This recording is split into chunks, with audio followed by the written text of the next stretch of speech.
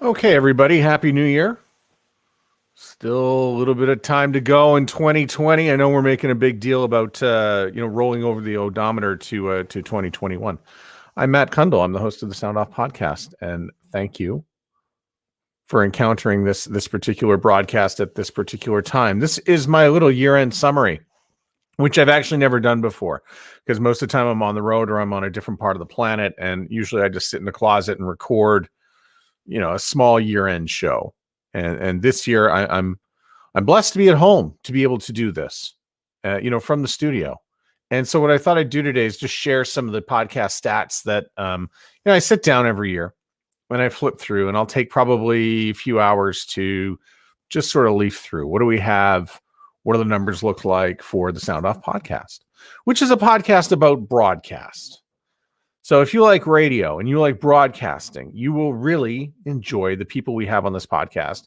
And so I thought I would share some of the numbers, because I think, looking at audience behavior and what happens is quite fascinating. I could do this for hours, and I hope I don't do this for hours. That would be very boring. I hope I can keep this down to something civilized, I hope. Anyhow, so it was a good year. Overall, best year ever for the podcast, up 8% over 2019. And I thought I'd just roll out people who watch or listen to this on an ongoing basis might find this, interesting. But when you start to break out all the numbers, much the same way like on ratings day, you get the ratings and, well, how'd this happen? Why'd this happen? How do we analyze this? I have a lot of fun going through the numbers. So I thought I'd do that here today. The best thing I can do is hopefully I will press the right buttons and you'll see the slides that we want to see. So let me roll it back to 2019. We go back to 2019, and these were the top 5 downloads for 2019. The Tom Leykis episode, by the way, was rather large. Tom, last year, we had him on the show, and a lot of people are looking for Tom's show. Tom is a premium podcaster. Most of his stuff is behind a paywall. People are searching for it all the time. So last year we had a lot of interest in the Tom Leykis show. It continues actually to this day to be a top download. Terry O'Reilly from Under the Influence, same thing. Big podcaster and broadcaster as well, on the CBC, host of Under the Influence. Corey Dillon, popular as well, down in Atlanta, Georgia, now moving to San Diego. Dean Blundell, don't need too much explanation for the work he's done, and now working in online. And you should check out his website. I'm sure you probably are going to trip over it anyways and see it, because he is promoting that vigorously. And Lisa Keys, voiceover talent, star voiceover talent, very popular download. Now, I mentioned that from last year because of this year, some of these episodes do creep in, and they're still getting downloads today. So, and I haven't done a very good job, by the way, trying to figure out how I'm going to flip this over onto the, how I'm going to share the screen for the next slide, because I'm not very good at this thing. So bear with me as I move to the next slide. So I want to give you the top. These are going to be the top downloads for 2020. And this is as of, about an hour ago. And I threw the actual number in there too, to see how many downloads there is. So top one was Paul K from Rogers. We released that, I think, probably October, I'm guessing. Pete Marier from Showman Montreal, Christian Hall, X92.9 and Harvard Broadcasting out in Calgary, Stu Jeffries from Boom in Toronto, and as well Alan Cross. Now, what do all these episodes have in common? Well, if you look at it, I mean, in the case of Paul and Christian, they both work for big radio companies, and they also are decision makers when it comes to talent and what talent goes on the air. They've got a lot to say about programming, the type of radio that gets done. Really, the core audience of the Sound Off podcast are going to listen to these leaders in the industry. And then we talk about, Stu Jeffries and Pete Marier, who are working on classic rock and classic hits radio stations. They've been around a long time, big markets. Pete in Montreal, Stu in Toronto, but Stu also had a national TV show in Good Rockin' Tonight, and just popular, on classic rock, classic hit stations. Both wonderful guys, great stories, and we had a lot of downloads. I think also the time of year has a lot to do with that as well. I didn't pull out the graph for this one, but September, October were very big months for the podcast. Makes sense. A lot of people are getting back into the ratings routine and are all radio all the time. And September was a big month. October was a big month. Inversely, we had some shitty months as well. But this might actually speak more to podcasting, and that's April, May. Obviously, we had a lot of staggered podcast listening, and this is across the podcast industry. And November as well was, a lot of people went back into lockdown. Ratings are over, and whatever was going on in the White House, that craziness as well. That was a little bit insane. So, if you do have a question or a comment about what you see, do leave it if you can in the comments box there. I don't know why I'm having that scroll. I have no idea.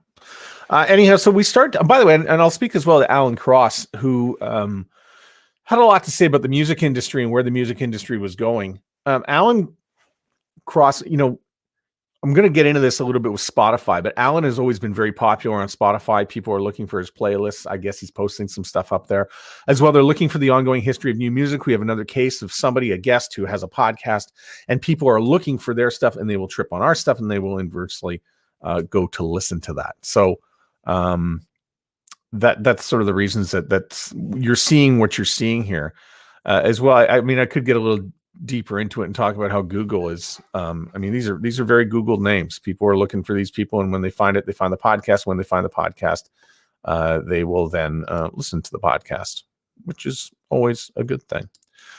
So I've done this very clumsily. I wish I could have just scrolled in a more fashionable way, but no.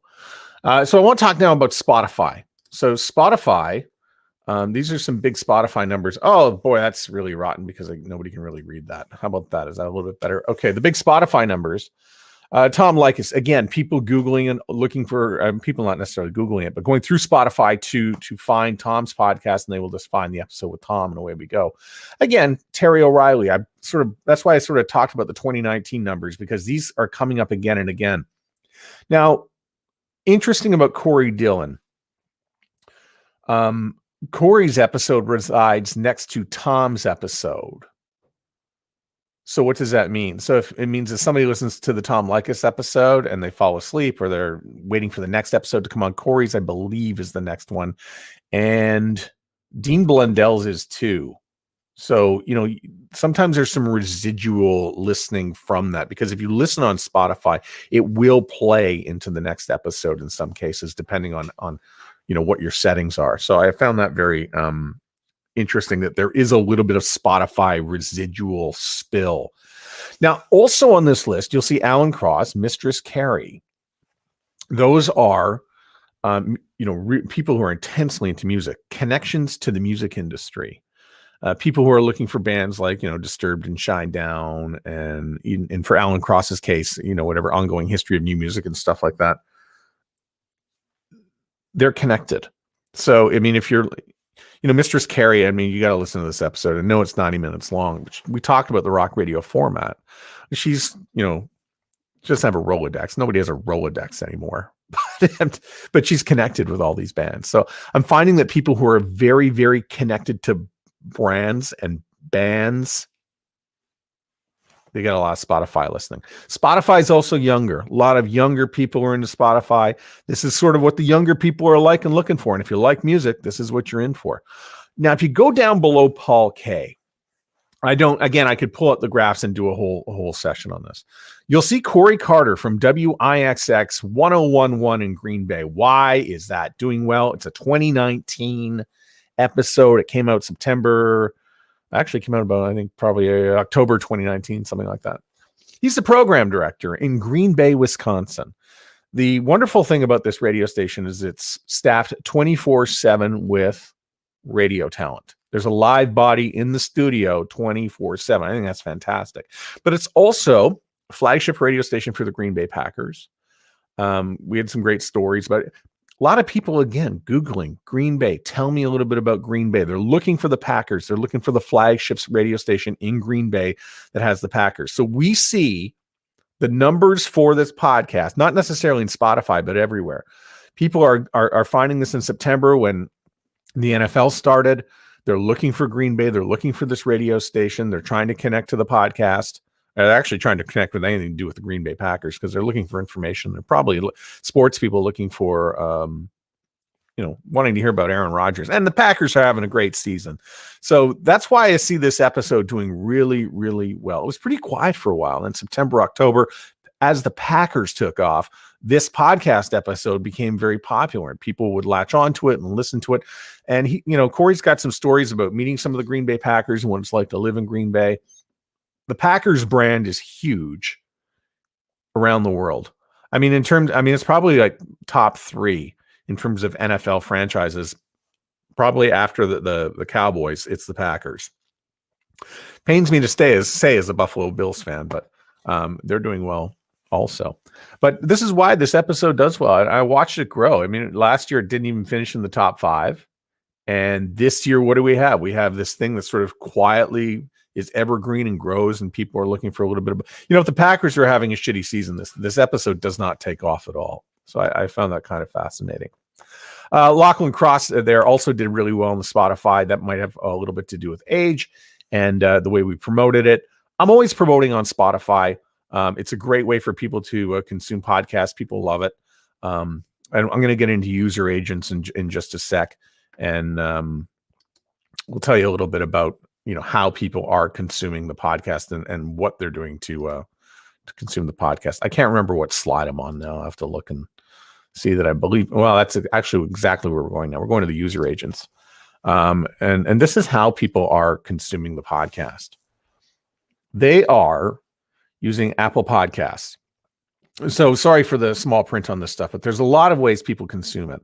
So a lot of people have Apple devices, and yes, Apple, as you see, if we put the top 2 together, that comes out to about nearly half of all podcast downloads are coming from an Apple product. If you scroll down a little bit, you'll see, let's scroll. Nobody's scrolling. If you move down a little bit, you will see Chrome. By the way, there's Spotify at 13%. Then there's Chrome. A lot of people were watching on browsers and consuming on a Chrome browser because we were sent home. We were working from home for such a long period of time. So that number is way up in 2020. You'll see the Apple Watch at 3.2%. So as of September, a lot of, if you want to have certified podcast stats, and we do, as of September 1, the Apple Watch no longer counts as a download. And the reason why is because people were downloading it on their Apple phone or their Apple device, and then they would take their watch and then they set their watch down, and then the download would go to the Apple Watch. It's not a real download.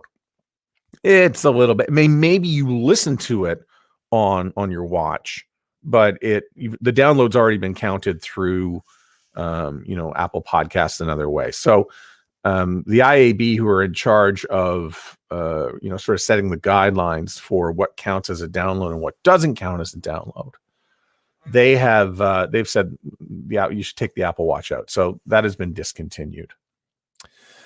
Moving down, TuneIn Radio, I found that's high. I think that's high, but again, TuneIn is a great way. A lot of people seem to enjoy it. I would have thought Overcast would be. Overcast is about where I thought it would be. iTunes is at 2.2%. That counts as part of the Apple family for downloading. So for those of you out there saying, "Oh, check out my show on iTunes or check out my podcast on iTunes," you can stop that now because the iTunes store is going away, and a lot of people don't do it anyway. Most podcasts, it clocks in about 5%. But stop saying iTunes. It's on Apple Podcasts is where you want to send them. Castbox, I have that. That's fun. So down below at the bottom there's sort of Google. I'm supposed to combine those 1.6 and 9. It comes out at about 2.5%. Google is the Google Podcast app is getting better. It's getting stronger. By the way, I use PodTrack to pull these numbers. I don't know why it separates the Google number into 2 piles like that, but 2.5%, that's about right. Maybe we don't have as many Android users as I would have thought. I would have thought that number would come out a little bit, up at 3%. And then we move over to page 2 on the right. We can see Alexa. There's the Alexa device at 0.3%. That's cool to think that people can do that and are doing that. Selection of other apps, and if you go down below, By the way, Amazon Music is interesting because it just started, and it's also not available in Canada. Amazon Music is only available in 4 countries right now, including Germany and the United States. I think Japan's another one. I think England might be. But I have seen spikes in Germany. So I'm going to think Amazon Music had something to do with that. So, because things have picked up in Germany recently. There's the iHeartRadio app at 0.3%. What can I say about it? I mean, you hear a lot of, iHeart's the biggest, iHeart's the best, and iHeart this and that. A lot of people don't listen to the podcast on the iHeartRadio app. People in radio do not listen to this radio podcast with the iHeartRadio app. I have the app. I listen to a few radio shows in the car with it out of the United States. But in terms for podcast and podcast consumption, a lot of people are not listening to podcasts using the iHeartRadio app. And that's sort of consistent everywhere. I mean, it's super low on my podcast, but it comes in at about 1.2%. I know that people at Libsyn sort of disclosed that it was at 1.2%. So 1.2% of all podcasts that were consumed through Libsyn was going to the iHeartRadio app. I have no idea what Dogcatcher is. I don't know what that is.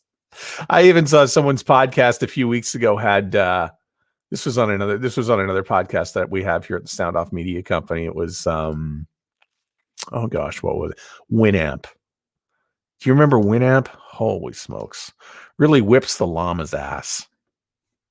Somebody actually was listening to it on Winamp. Cool. All right, where are we now? We're going to move to, that's a fun little part. Let's talk about parts of the planet where people were listening to the show. All right. Percentage-wise, it's all busted out here. We got Canada up there at like 48 some odd percent. The print is ridiculously so low, I can't even read it. I have to go full screen with this to see it. United States a second. So normally, listen, in an ideal world, I'd love to have Canada and the United States about the same. Didn't happen this year. I sort of attribute that to the fact that I didn't get out and do a whole lot of travel and meet people at places like the Conclave and Worldwide Radio Summit and NAB podcast movement.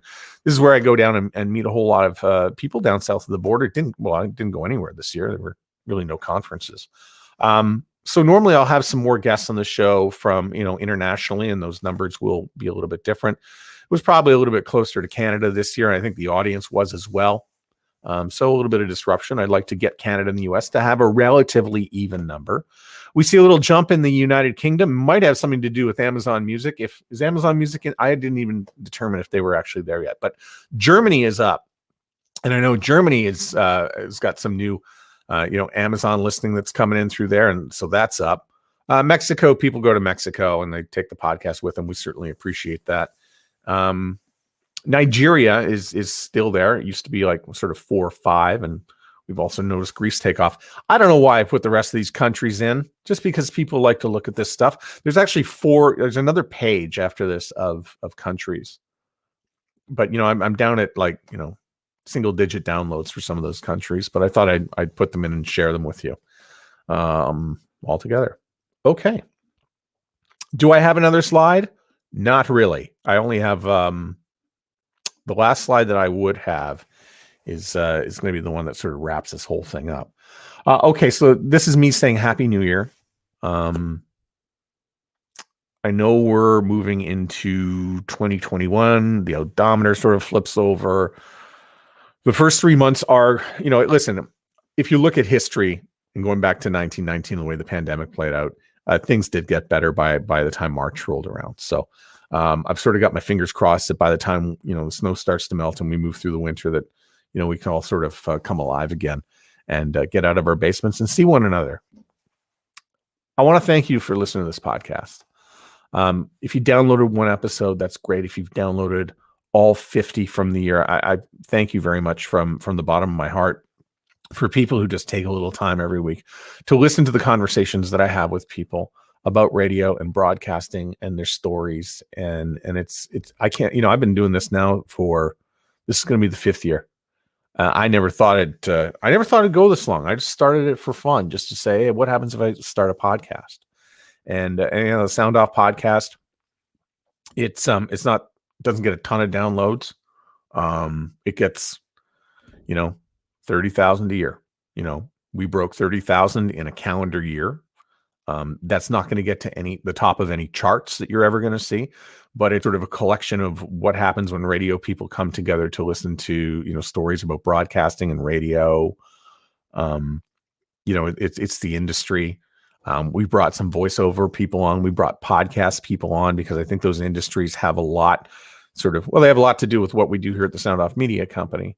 But I think both podcast and voiceover play a role in the broadcast industry. I mean, you're not in the broadcast industry anymore. You're really more in audio and content creation and even video. We're now beginning to see more and more video that's getting in there. And by the way, happy New Year to you too, James Wallace from Broadcast Dialogue, who's wished us well. And I want to thank people at Broadcast Dialogue, because every week when you get the Thursday mail out, you'll see both the Broadcast Dialogue podcast and as well the Sound Off podcast inside that Thursday mail out. And so thank you to Broadcast Dialogue for doing that. We share some resources. We partner on a number of things, and I'm thankful for that. All right, I'm getting all teary-eyed because we're getting to the end here. I've said thank you, and I also want to thank the sponsors and the people who make this show run every week, because podcasting takes time every week. How much time does it take? It takes, I probably put in about 6 to 8 hours on every episode every week. Isn't that insane? That's something else. Anyhow, thank you to the sponsors who show up, including Matt Fogarty Voiceovers. Hire Matt to be the voice of your radio station, because he's kicking ass. The folks at Promo Suite, thank you very much. That they're on now their 4th year of sponsorship. Justin Dubb at Core Image Studio, and as well the people at Megatrax. So Megatrax, you hear some of the songs that go in between the segments. If I need some songs and some music, Megatrax are the people I sort of reach out to provide that music. And there was one episode which was a little bit different than all the others this year, and that was the one about the mass killings in Nova Scotia. Talked a little bit about the people at Stingray and Q104, and Darren Harvey up at 89.3 K-Rock in Kentville, and all the contributions they have. That episode was different because it touched me personally. And a little bit of a personal episode that I put out there, but the people at Megatrax who supplied the music for that, they had a big role in the whole thing. So I don't often reach for the music in the Megatrax, but for that episode we did. So thank you to everybody who contributed to making the podcast what it was this year, and look forward to seeing you in 2021. Episodes that are going to be coming out. I'm going to put out. This might actually just become an episode. Isn't that kind of insane to think that this blab is an episode? But yeah, it is. So we're going to put that out in the coming weeks. We're going to have Jesse Tiemann, who's in Kingston. We've already recorded that one. That is going to be coming. Hoping to have a couple of year-end conversations still to talk about what was 2020 and what we can look forward to into 2021. Thanks a lot for hanging with this. I just want to say thanks again for listening to the podcast, and we'll see you soon.